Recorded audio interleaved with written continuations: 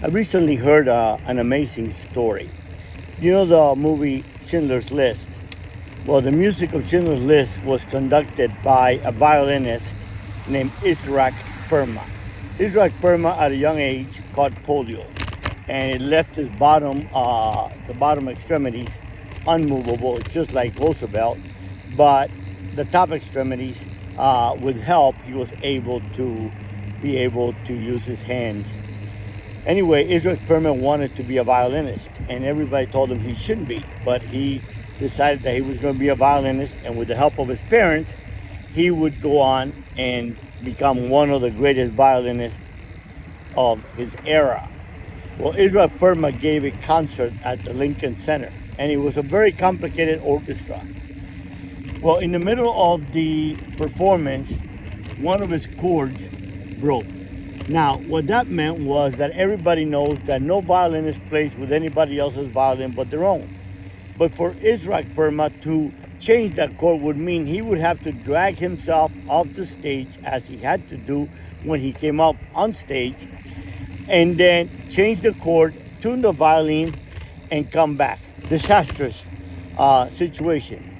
Perma looked at the conductor and said, "Continue." Now, everybody knows that you cannot perform an orchestra, nonetheless one that complicated, with a simple missing chord.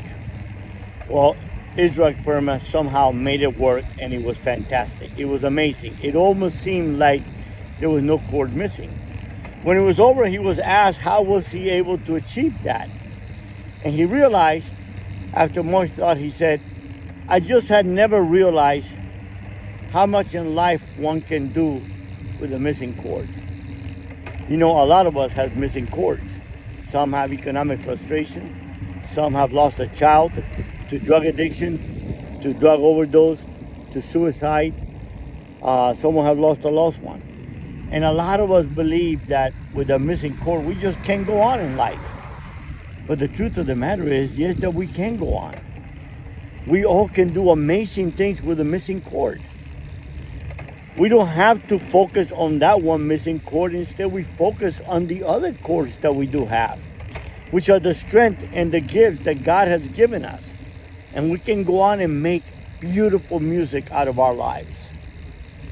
So, my brothers and sisters, my message to you today is, don't focus on that broken chord of your life. Focus on the strong chords that you have been given. And go ahead and make beautiful music of your life.